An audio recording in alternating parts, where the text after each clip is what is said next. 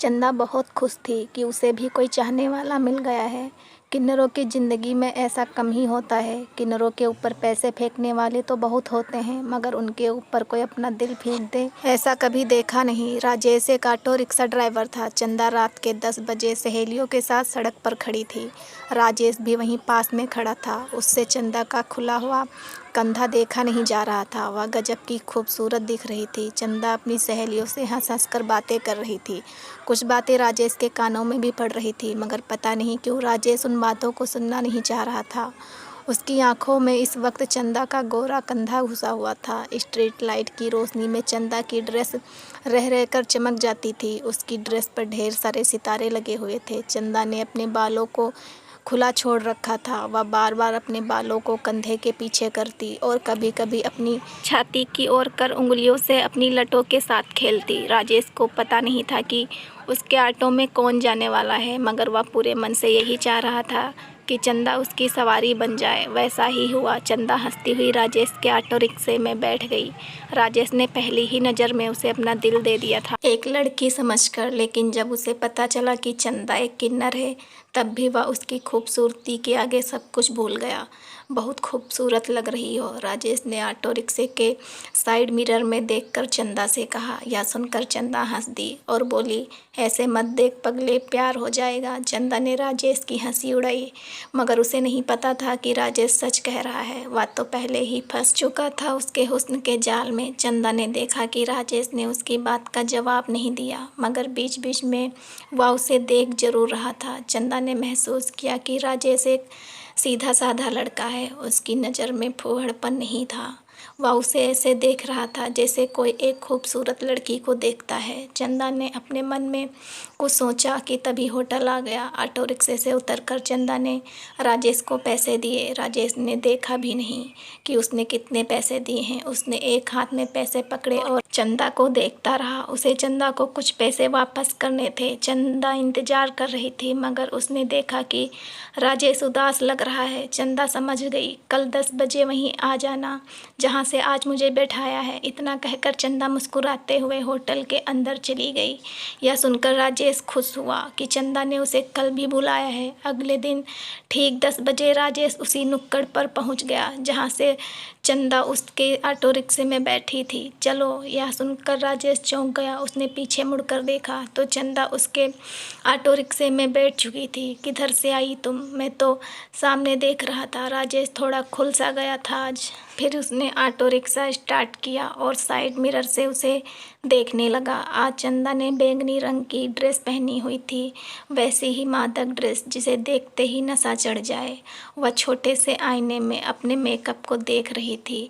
जल्दी जल्दी में आज वह ठीक से तैयार नहीं हो पाई थी। तभी उसकी नज़र राजेश से टकरा गई। सामने देख कर चलाओ, चंदा ने मुस्कुराकर कहा। राजेश समझ गया कि वह क्या कहना चाह रही थी। तुम जैसी खूबसूरत लड़की साथ बैठी हो तो नजर भटकेगी ही ना, राजेश ने भी कह दिया। क्यों मजाक उड़ा रहे हो? मैं लड़की नहीं हूँ। चंदा के मन में जैसे कुछ चुभ सा गया था। कम भी नहीं हो, कोई भी देखे तो एकदम पगला जाए। राजेश ने अपनी बात कही। मेरी तरफ से ध्यान हटाओ, मैं तुम्हारे किसी काम की नहीं हूँ। चंदा ने राजेश को आगे बढ़ने से रोका।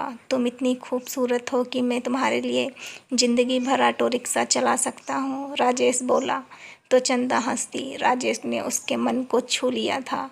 अब चंदा राजेश के ऑटो को ही अपने आने जाने के लिए इस्तेमाल करती थी। राजेश को अब कुछ की जगह बहुत सारे पैसे मिलने लगे। बड़ी बड़ी पार्टियों में उसका आना जाना होने लगा। चंदा के मना करने के बावजूद राजेश नहीं माना और इस बात पर अड़ा रहा कि वह उससे प्यार करता है। उस दिन पता नहीं क्या हुआ, चंदा होटल में गई, मगर कुछ ही देर में गुस्से से भरी हुई बाहर निकली। राजेश का ऑटो रिक्शा उसे वहीं खड़ा मिला। तुम गए नहीं अब तक? चंदा ने ऑटो रिक्शे में बैठते हुए गुस्से से कहा। पता नहीं क्यों आज मन नहीं हुआ जाने का, राजेश बोला। घर ले चलो। आज चंदा पहली बार इतनी जल्दी घर जा रही थी। ऑटो रिक्शे से उतरने के बाद चंदा अपनी बिल्डिंग में जाने लगी। तभी उसने देखा कि राजेश भी उसके पीछे पीछे आ रहा है। तुमको घर नहीं जाना है क्या? चंदा ने पूछा। नहीं, आज तुम्हारे पास रुकने का मन है। अच्छा, कहकर चंदा आगे बढ़ गई। वह बड़े से घर में अकेली रहती थी। घर में घुसते ही चंदा ने अपनी ड्रेस को ऐसे उतारी जैसे वह इस ड्रेस से बहुत नाराज हो। उसे यह भी ख्याल नहीं आया कि आज उसके साथ कोई और भी आया है। राजेश बड़ी बड़ी आंखों से चंदा को कपड़े उतारते देख रहा था। अब उसके भरे हुए सीने पर काले रंग की ब्रा दिख रही थी, जिससे उसका हुस्न जितना ढका हुआ था उससे ज़्यादा दिख रहा था। यह देख राजेश के मुंह में पानी आ गया। उससे रहा नहीं गया और उसने चंदा के पूरे जिस्म पर अपनी नज़र दौड़ा दी। पूरी औरत तो लगती थी चंदा। चंदा सोफे पर ऐसे बैठ गई मानो उसे राजेश से कोई शर्म नहीं आ रही थी। कुछ खाओगे पूछकर चंदा ने राजेश का ध्यान भंग किया। राजेश ने भी कह दिया हाँ। राजेश इस वक्त चंदा की खुली जांघों को घूरे जा रहा था, जो एक दूसरे पर चढ़ी हुई थी। चंदा को उसने पहली बार इतना खुलकर देखा था। चंदा की तरफ से कोई मनाही ना देखकर उसका हौसला बढ़ गया और वह चंदा के पास बैठ गया। चंदा ने अपनी आंखें बंद कर ली। राजेश ने उसके होठों को अपनी उंगलियों से छुआ। फिर उसने चंदा के पूरे जिस्म को अपनी उंगलियों से छुआ। राजेश को अपने पास पाकर चंदा बहुत खुश थी। अब यह सिलसिला बहुत तेजी से आगे बढ़ने लगा। दोनों एक दूसरे की बाहों में घंटों पड़े रहते। अपने धंधे के बाद भी चंदा अब खुश रहने लगी थी। उसका बड़े बड़े अमीरों से वास्ता पड़ता था। बड़े बड़े लोग भी अजीब शौक रखते हैं और ऐसे ही एक शौक को पूरा करने के लिए चंदा जैसी किन्नरों की ज़रूरत पड़ती है। चंदा बस कहने को किन्नर थी, वरना उसके हुस्न के आगे अच्छी अच्छी लड़कियां पानी भरें। यही वजह थी कि उसे उसके काम के औरों से ज़्यादा पैसे मिलते थे। इतनी कम उम्र में उसने इतना पैसा कमा लिया था कि उसे पैसे से अब कोई मोह नहीं रह गया था।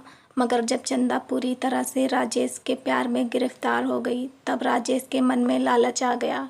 अब वह किसी न किसी काम के बहाने से उससे पैसे मांगने लगा था। चंदा ने पहले मना नहीं किया, राजेश के ऊपर खूब पैसे लुटाए, मगर धीरे धीरे राजेश की फरमाइश बढ़ गई।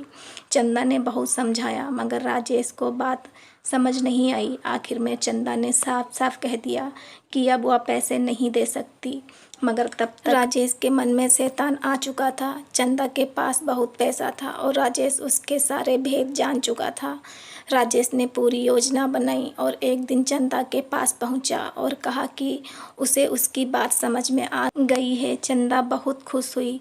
दोनों में प्यार हुआ। उसके बाद उन्होंने खाना खाया, फिर प्यार हुआ। जब चंदा एकदम मस्त हो गई, तब राजेश ने उसकी हसरत भी पूरी की। राजेश ने चंदा की पीठ सहलाते हुए उसके बालों को आगे की तरफ सरका दिया, जिससे चंदा को अब फर्श के सिवा कुछ नहीं दिखाई दे रहा था। चंदा के बाल बहुत घने थे। जब भी वह घर में बिना कपड़ों के रहती, अपने बालों को संवारती रहती। उसे आईने में अपने उभारों को देखना अच्छा लगता था। फिर लंबे काले बालों से अपने गोरे गोरे उभारों को ढकती थी। कभी कभी तो राजेश के सामने भी वह ऐसे करती थी।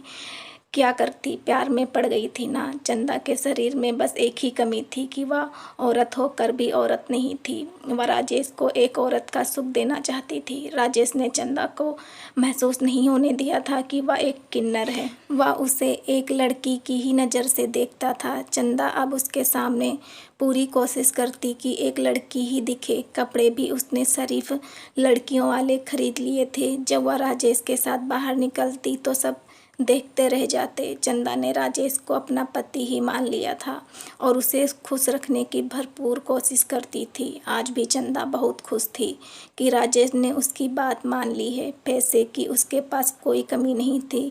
वह बस राजेश के मन से लालच दूर करना चाहती थी। इस वक्त भी चंदा और राजेश प्यार करने में मस्त थे। अपने घने बालों की वजह से चंदा को कुछ दिखाई नहीं दे रहा था। तभी राजेश ने जेब से चाकू निकाला और चंदा की छाती में एक जोरदार वार किया। चंदा चीखती हुई निढाल होकर फर्श पर गिर पड़ी। थोड़ी देर में उसकी मौत हो गई। घर में जितनी भी दौलत थी, राजेश सारी दौलत लेकर फरार हो गया।